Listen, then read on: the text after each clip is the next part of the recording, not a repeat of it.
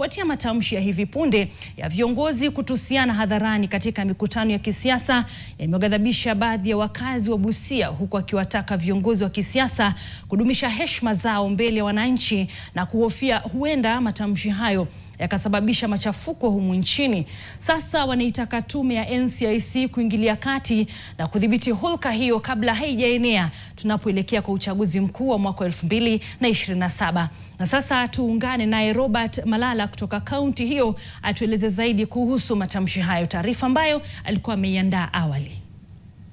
Hapa kweli vile ulivyosema, tuko katika mji wa Busia na siku za hivi punde unaona siasa zinazidi kushika kasi tunapokaribia uchaguzi wa mwaka 2027. Na mtindo ambao unaonekana kwa sasa, viongozi wa kisiasa wanaonekana wakiendelea kubadili sura na vile matamshi yao mbele ya wananchi, wakitoa matamshi ambayo pengine yanaonekana kuwa matamshi ya matusi, matamshi ya kuzungumza mambo ambayo pengine kwa raia hayaonekani kuwa na heshima. Ndipo sasa niko hapa katika kaunti ya Busia, mjini Busia, ili niweze kupata maoni kutoka kwa baadhi ya wenyeji tu, watuelezee athari ya matamshi kama haya ni yapi.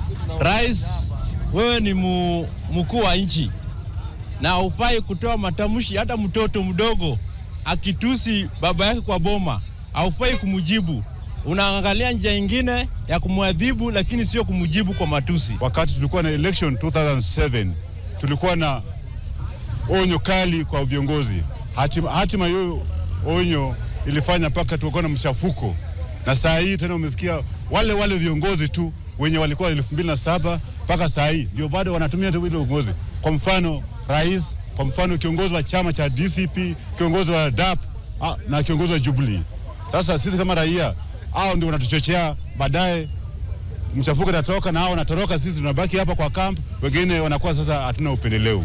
Tume ya NCIC ilibuniwa kwamba watu kama hao washukulia hatua, na mara mingi wanatumia matamshi, lakini hatujaona kama tume inafanya kazi. Wakati wa Moi, mtu alikuwa akichokoza, mtu akitusi mtu, Moi anamchukua. Mtu akitusi mtu afungwe, mtu akitusi mtu ashikwe.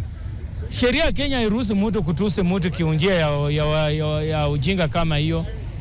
Rais wa Kenya asimame, hatoe maneno ya matusi katika Kenya, kwa sababu sasa itaenea hata mpaka sisi wananchi tutaanza kutusiana. Hatukupendezwa na ule baba wa taifa kutoa matusi kama hiyo, kuambiana mambo ya tumbo maana nini, haikufaa. Ingefaa awe mnyenyekevu.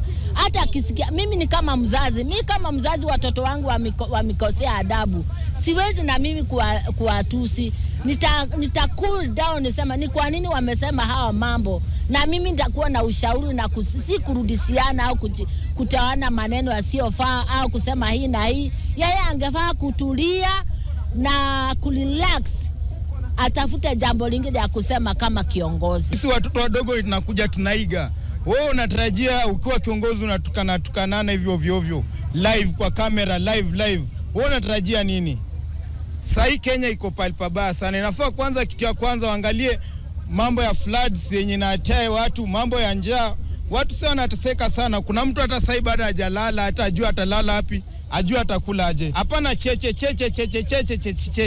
Vile ulivyosikia ni baadhi tu ya maoni ya wenyeji wa kaunti ya Busia baada ya siasa ambazo zimezidi kuchipuka kwa siku za hivi punde. Wanatoa wito kwa viongozi kukoma siasa za matusi na vile kutoa wito kwa tume ya NCIC kutafuta suluhu la kudumu, ikiwemo pengine kuwachukulia hatua kali za kisheria viongozi hawa ama kutokana na matamshi haya. Kutoka kaunti ya Busia nikiripotia NTV, utaniita Robert Malala.